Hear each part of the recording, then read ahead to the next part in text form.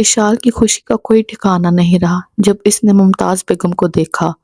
हकीम साहब को ऐसे लगा उनकी माँ मासी की शक्ल में उनके घर आ गई हैं। वो बड़ी मोहब्बत से अपनी खाला को मिले। इन्होंने माजी की कोई कहानी नहीं खोली। वो अपने हाल में खुश और हाल को जी रहे थे। हकीम साहब ने निकाह की इस तकरीब में सिर्फ मास्टर महमूद के घर वालों को दावत दी थी। मरियम और मोमिना मौजूद थीं। माहम गैर हाजिर थी। मोमिना और बाजला इशाल को खुद ही तैयार कर रही थी। माहम क्यों नहीं आई? इशाल ने मेकअप करवाते हुए पूछा था। उनकी तबीयत ठीक नहीं है, फिर भी वो निकाह से पहले आ जाएंगी।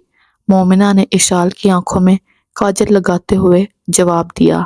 कल लेट नाइट मेरी मोबाइल पर बात हुई थी, कहने लगी अब ठीक हूँ। इशाल ने कहा। सुबह से फिर हल्का हल्का बुखार है। मोमिना ने इशाल को लिपस्टिक लगाते हुए बताया। बुखार तो आज मुजम्मल भाई को भी था। बाजला ने बालों का जुड़ा बनाते हुए इतला दी। Nice, very nice. मैं तो रोमियो जूलियट समझती थी, ये तो लैला मजनू निकले। कोड़े मजनू को लगते थे और निशान लैला के जिस्म पर पड़ते थे। मेकअप करवाते हुए इशाल की जुबान कचर कचर चल रही थी। क्या मतलब आपी? मैं समझी नहीं। मोमिना और बाजला ने अपनी अपनी तशवीश एक साथ जाहिर कर दी। इशाल के कान खड़े हो गए। इसने खुद को शट अप कहा। कंट्रोल कंट्रोल इशाल, क्या ओल फोल बक रही हो? इशाल ने दिल ही दिल में खुद को मलामत की। कुछ नहीं, मुझे हारिस ने एक लतीफ़ा सुनाया था, वो याद आ गया था।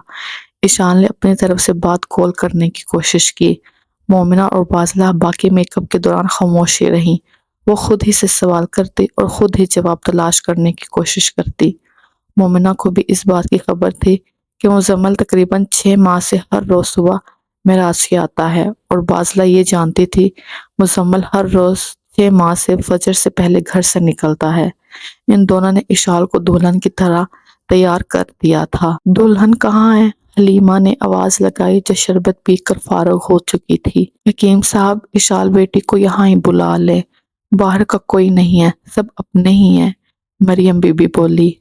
माहम बेटी, इशाल को यहाँ ही ले आओ। हकीम साहब ने बैठक से साथ वाले कमरे में आवाज दी। इशाल दुल्हन बनी हुई आकर हारिस के बराबर बैठ गई। हारिस भी पूरी तैयारी के साथ आया था। हकीम साहब ने खुद ही इन दोनों का निकाह पढ़ाया। उसके बाद खाने का एहतमाम था। सब मेहमान खाना खाने के बाद मेराज के रवाना हो चुके थे। मुमताज बेगम ने बिल्किस, बासित और बिनिश को भी मेराज के रवाना कर दिया था। फिर वो बाजला मुमताज बेगम के लिए रुक गई थी। वो वैसे भी अपने रिश्तेदारों से कम ही मेल मिलाप रखती थी। रात काफी हो चुकी थी। हकीम साहब, मरियम बीबी और मोमिना को छोड़ने गए थे। माहम अपने वादे के मुताबिक रुक गई थी। मुमताज बेगम और बाजला को हकीम साहब ने अपने घर का सबसे अच्छा कमरा पेश किया था। मुमताज बेगम को दवाई खिलाने के बाद को दबा रही थी जब इशाल माहम को लेकर कमरे में दाखिल हुई। सहेली, कैसा लगा आपको हारिस? इशाल ने फख्री अंदाज के साथ पूछा। दादी की नजर से भी देखो तो भी मुजम्मल से खूबसूरत। इशाल की नजर में तो वो है ही सबसे हसीन। इशाल ने दादी की बात सुनी तो खिल उठी और मुस्कुराते चेहरे के साथ कहने लगी, ये है माहम चौधरी। इशाल ने माहम के कंधे पर ऐसे हाथ रखा था जैसे कोई इंतहाई कीमती चीज हो जो ज्यादा वजन डालने से टूट जाएगी। माशाल्लाह माशाल्लाह। इशाल बेटी, रब सच्चा झूठा ना बुलवाए, किसी भी आंख से देख लो, माहम बहुत खूबसूरत है। मुमताज बेगम ने चश्मे उल्फत से माहम को देखा। इशाल ने मुमताज बेगम की आंखों में मोहब्बत के झरने देखे तो कहने लगी, दादी आप कह दे इशाल, तुम इसके आगे कुछ नहीं। खुदा की कसम, मुझे फिर भी अच्छा लगेगा। इधर आओ माहम बेटी। बाजला पीछे हट गई और माहम मुमताज बेगम के पास बैठ गई। माहम बेटी, मेरी दुआ है अल्लाह तुम्हें हिम्मत दे कि तुम अपने बाप की जुबान के पास रख सको।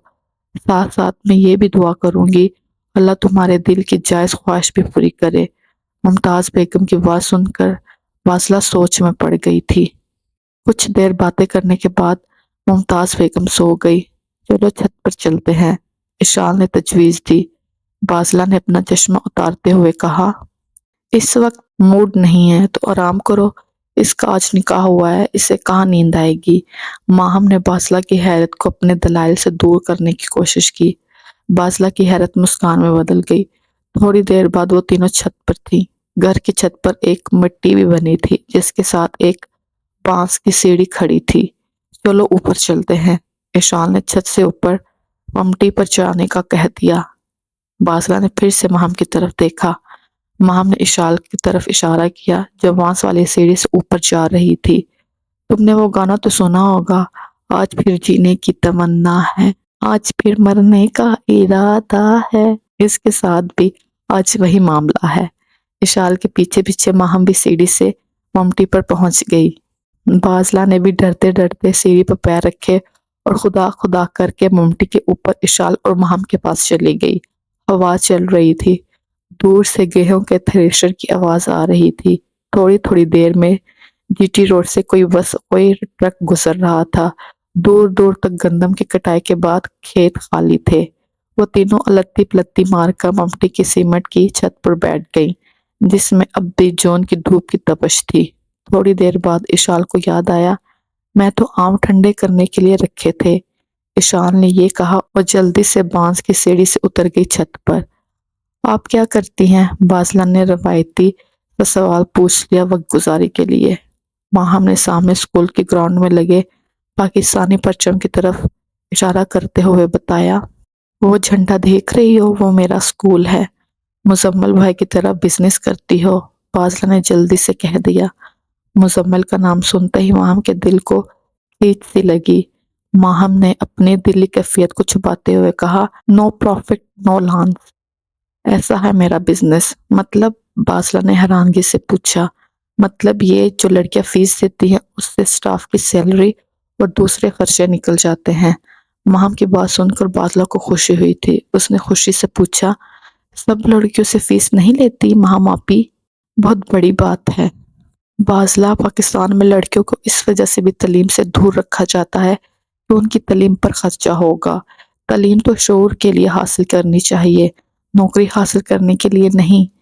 میں چاہتی ہوں لڑکیوں کو زندگی گزارنے کا شعور آ جائے، وہ اونچ نیچ کو سمجھ جائے، کم از کم اس قابل ہو جائے کہ اپنے بچوں کی اچھی تربیت کر سکے۔ اچھی مائیں اچھے نسل کی بنیاد رکھتی ہیں۔ ابا کی زمینوں سے اتنا آ جاتا ہے کہ ہماری ضرورتیں پوری ہو جاتی ہیں۔ مجھے بزنس کرنے کی ضرورت نہیں۔ آپ بزنس وومن نہیں ہیں؟ میں غلط سمجھتی تھی، آپ تو سوشل ورکر ہیں، بالکل مزمل بھائی کی طرح۔ مزمل بھائی نے بھی اپنی فیکٹری کے کئی ملازموں کی بیٹیوں کی تعلیمی اخراجات اٹھائے ہوئے ہیں، بشمول میرے۔ مزمل کا نام سن کر ماہم کو پھر سے کچھ ہوا تھا۔ ماہم یہ بات سن کر باغ باغ ہو گئی تھی، مگر اس نے باسلہ پر کچھ ظاہر نہیں ہونے دیا۔ مزمل بھائی کہتے ہیں، باسلہ ڈاکٹر ضرور بنو، مگر پیسہ کمانے کی غرض سے نہیں، اللہ کی رضا کے لیے۔ لوگوں کی خدمت کرو گی تو تمہارے تھوڑے میں بھی برکت ڈال دیں گے۔ ٹھنڈے ٹھنڈے آم لے کر اشال آ گئی۔ اشال نے اپنے آنے کا خود ہی اعلان کر دیا تھا۔ وہ سلور کی دیچکی اٹھائے ہوئے پہنچی تھی۔ اس کے اندر پانی اور برف میں ڈوبے ہوئے ٹھنڈے یخ آم تھے۔ ان تینوں نے خوب پیٹ بھر کے آم کھائے۔ باتوں باتوں میں رات کٹ گئی، جس کی خبر ان تینوں کو تب ہوئی جب ہم حکیم صاحب نے اسپیکر میں اذان شروع کی۔ اذان کی آواز سنتے ہی ماہم نے جاتے ہوئے صرف اتنا کہا، باسلہ اللہ حافظ۔ وہ جلدی سے بانس کی سیڑھی اتر گئی۔ باسلہ یہ سوچ کے پریشان تھے اسے کیا ہوا۔ ماہم کے پیچھے ہی تھوڑی دیر بعد اشال بھی نیچے اتر گئی۔ باسلہ ڈرتے ہوئے سیڑھی کی طرف بڑھی۔ اسے گلی میں ماہم نظر آئے جس نے جلدی سے اپنے دروازے کا لاک کھولا اور ساتھ ہی رک گئی۔ جی ٹی روڈ سے اس چھوٹی سڑک پر ایک سایہ نمودار ہوا۔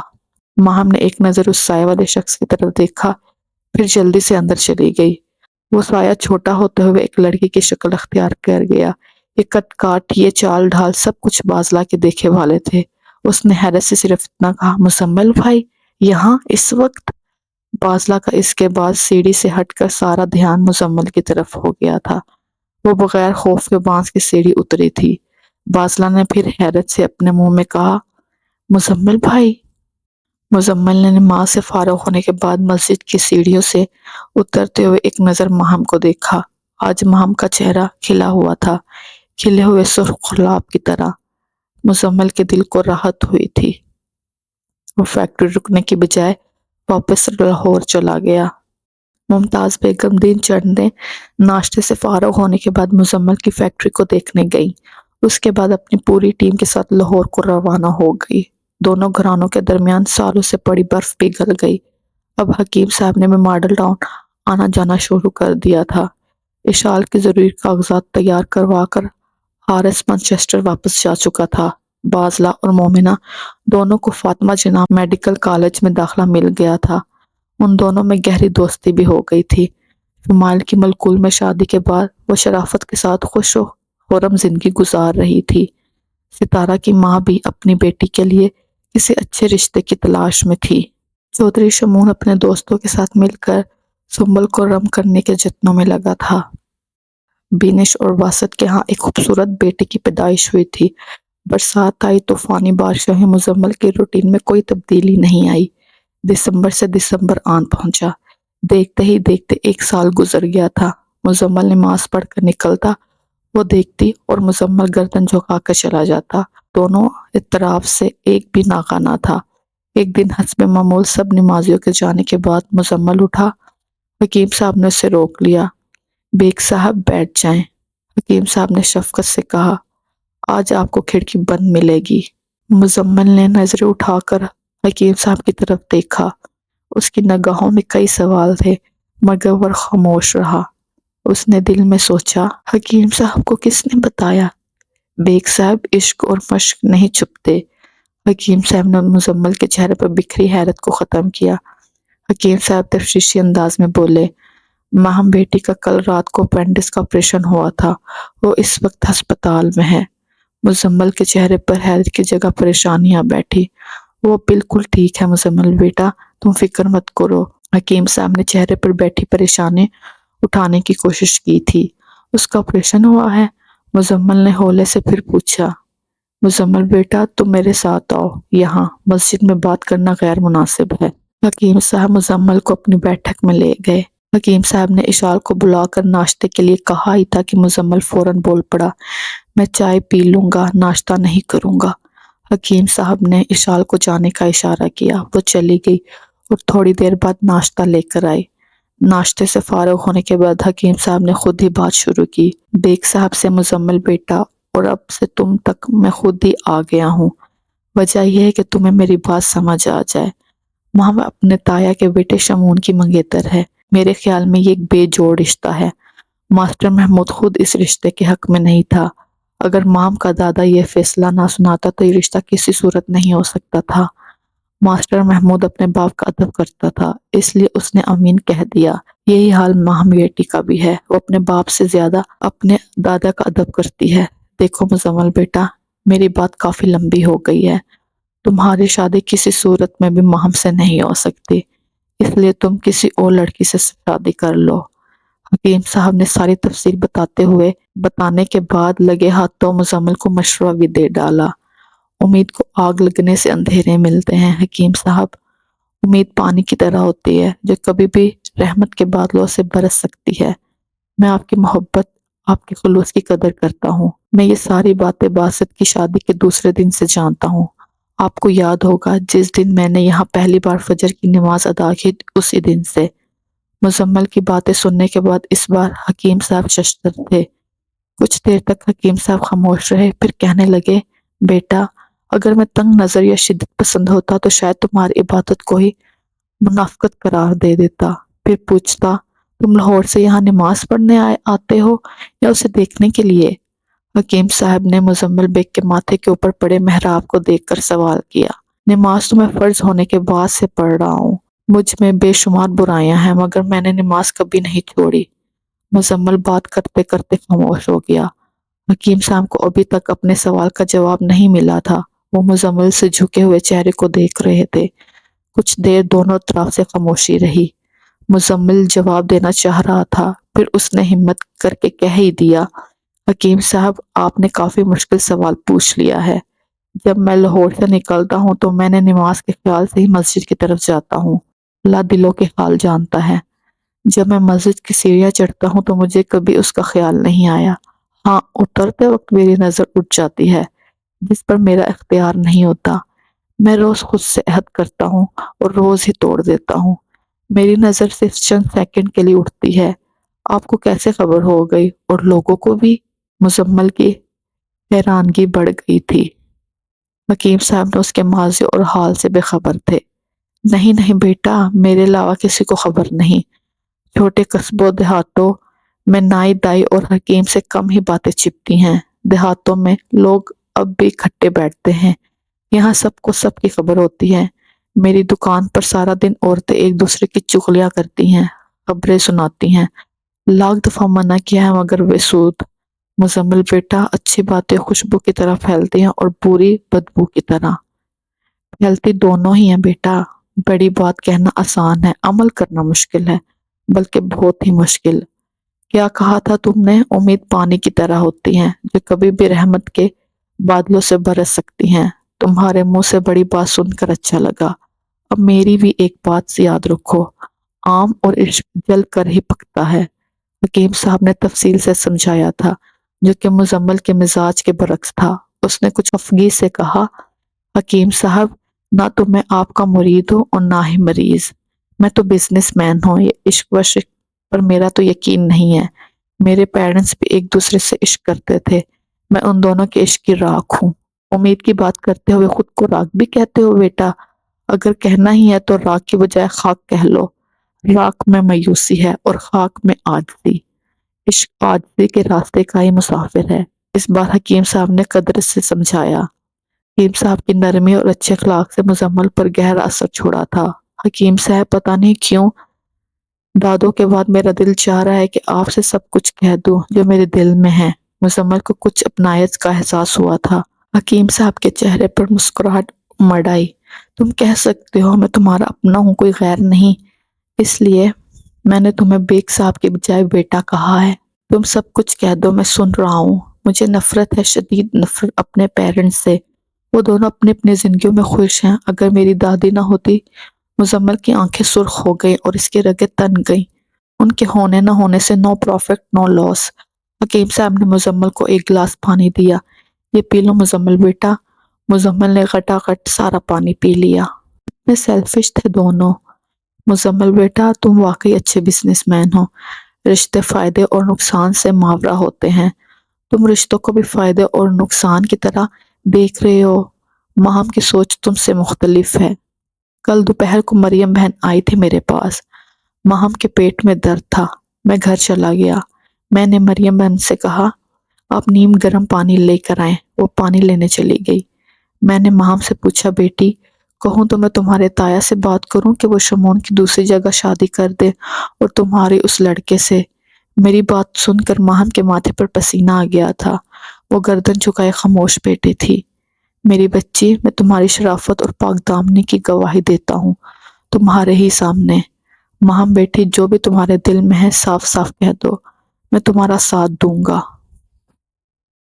حکیم چچا، محبت کی چھری سے عشق کا گلا نہیں کاٹا جا سکتا۔ پتہ نہیں یہ کیا ہے، مجھے اسے دیکھنا اچھا لگتا ہے، مجھے اس کا انتظار بھی رہتا ہے۔ جب وہ مسجد میں داخل ہوتا ہے میں تب بھی اسے دیکھ رہی ہوتی ہوں، مگر اس نے کبھی نظر نہیں اٹھائی۔ میں کھڑکی میں کھڑے رہ کر نماز ختم ہونے کا انتظار کرتی رہتی ہوں۔ جب وہ باہر آتا ہے صرف ایک نظر وہ مجھے دیکھتا ہے، اس کے بعد نظریں جھکا کر چلا جاتا ہے۔ میں نے خود ہی اپنے اس بے وقوفی کو محبت کا نام دے دیا ہے۔ بھائی صاحب، یہ لیں نیم گرم پانی۔ وہ اپنی اماں کی آواز پر خاموش ہو گئی تھی۔ میں آپ کے لیے چائے لے کر آتی ہوں، مریم بہن نے جاتے ہوئے کہا تھا۔ ماہم گردن جھکائی بیٹھی رہی۔ ماں بیٹی، تم مجھے اپنا باپ سمجھ کر بات کر سکتی ہو۔ حکیم چچا، میں آپ کو ابو کی جگہ ہی سمجھتی ہوں، اس لیے وہ بات کہہ رہی ہیں جو میں نے امی سے بھی نہیں کی۔ مجھے مزمل سے محبت ہے، مگر اپنے ماں باپ سے عشق ہے۔ سب سے بڑے عاشق تو ماں باپ ہی ہوتے ہیں، جو اپنی اولاد کی خاطر ہنستے مسکراتے ساری تکالیف سہ جاتے ہیں۔ والدین سے بڑا عاشق تو کوئی ہو ہی نہیں سکتا۔ ماہم بیٹی، یہ عشق ہے کیا؟ میں ماہم کو سمجھانا چاہتا تھا۔ حکیم چچا، عشق کے بارے میں کیا کہہ سکتی ہوں؟ میری رائے ہے عشق صرف ماں باپ کرتے ہیں اپنے بچوں سے۔ اللہ میاں جب اولاد کی نعمت دیتا ہے تو ساتھ ہی والدین کے سینوں میں عشق کا نزول بھی ہو جاتا ہے۔ عشق عطائی ہے اور محبت حکیمی۔ اللہ میاں والدین کو اولاد سے محبت کا حکم نہیں دیتا، کیونکہ وہ تو عطا کر چکا ہوتا ہے۔ ہاں، اولاد کو محبت کا حکم ضرور دیتا ہے، جو حکم ماننے والوں میں سے ہے۔ ماں بیٹی ایسے والدین بھی ہیں جو اپنے بچوں سے عشق نہیں کرتے۔ حکیم چچا: میں نے تو آج تک ایسے والدین نہیں دیکھے۔ ماں بیٹی: تمہارے نہ دکھنے سے حقیقت تو نہیں بدل سکتی۔ ایسے والدین بھی ہیں، ان میں سے چند ایک کو میں جانتا ہوں۔ بھائی صاحب آپ کی چائے۔ مریم بہن نے چائے میرے سامنے رکھتے ہوئے کہا۔ بھائی صاحب آپ کی پھکی نے تو کمال کر دیا، ماہم تو بالکل ٹھیک ہو گئی ہے۔ مریم بہن یہ پیٹ کا درد نہیں ہے، مجھے لگتا ہے اپینڈس کا درد ہے، آپ اسے ہسپتال لے جائیں۔ میں مومنہ کو ابھی کہتی ہوں اپنے تایا جی کو فون کر دے کہ شمون کو بھیج دے۔ مریم بہن یہ کہتے ہوئے کمرے سے نکل گئی تھی۔ کیا واقعی سچ ہے ایسے ماں باپ ہوتے ہیں جو اپنی اولاد سے عشق نہیں کرتے؟ ماں بیٹی عشق کہہ لو یا پھر محبت، والدین کے دلوں میں اولاد کی محبت اللہ تعالیٰ ہی ڈالتا ہے۔ یہ صحیح کہا تم نے، اس میں انسان کا کیا کمال ہے، یہ تو میرے مولا کی دین ہے۔ ہاں، اگر اولاد اپنے ماں باپ سے تمہارے جیسے محبت کرے یہ بڑی نعمت، یہ بڑی بات ہے۔ اس کے بغیر محبت اور ادب، پھر بھی ایسے والدین ہوتے ہیں۔ ماں حیرت سے بولی۔ ہاں، کچھ بخت اس جذبے سے زیادہ اپنی خواہشات کو اہمیت دیتے ہیں، اولاد کو چھوڑ کر اپنی خواہشوں، حسرتوں اور حرصوں کی تلاش میں نکل جاتے ہیں۔ حکیم چچا آپ جانتے ہیں ایسے والدین کو جنہوں نے اپنی اولاد کو چھوڑ کر اپنی حسرتیں، خواہشیں پوری کی ہوں؟ ماں نے مجھ سے عجیب حیرت سے پوچھا تھا۔ ہاں جانتا ہوں ماں بیٹی، تمہارا باپ بہت اچھا بندہ تھا، ساری دنیا اس جیسی نہیں ہے۔ میں نے ماہم کے سر پر شفقت سے ہاتھ رکھا اور وہاں سے اٹھ کے آ گیا۔ حکیم صاحب کے موبائل کی گھنٹی بجی، انہوں نے کال ریسیو کی۔ مزمل بیٹا، ایک مریض کی طبیعت خراب ہے، میں مراج کے گاؤں تک جا رہا ہوں، میں عروسہ اور اشال کو بھیجتا ہوں، تم ان سے گپ شپ لگاؤ۔ ہاں یاد آیا، خالہ کے لیے دیسی گھی خریدا ہے، اشال سے کہتا ہوں وہ تمہیں دے دیتی ہیں، وہ یاد سے لے جانا۔ حکیم صاحب نے یہ کہا اور بیٹھک سے چلا گیا۔ تھوڑی دیر بعد اشال عروسہ کی ویل چیئر کو دھکا لگاتی ہوئی بیٹھک میں داخل ہوئی۔ گھی کا ڈبہ عروسہ کی گود میں تھا۔ مزمل تھوڑی دیر عروسہ سے باتیں کرتا رہا۔ اشال سے اس نے صرف اتنا پوچھا، تم مانچسٹر کب جا رہی ہو؟ پھر اس نے اجازت لی اور بیٹھک سے نکل آیا۔ باہر سردی بھی تو اور دھند بھی۔ مزمل نے مسجد کی سیڑھیوں کے پاس سے گزرتے ہوئے گردن اٹھا کر کھڑکی کی طرف دیکھا جو بند تھی۔ دیسی گھی کا ڈبہ اس کے بائیں ہاتھ میں تھا۔ ماہم کی کھڑکی بند ہونے کی وجہ سے آج مزمل کی آنکھیں بے نور تھیں۔ وہ فیکٹری جانے کی بجائے لاہور واپس چلا گیا تھا۔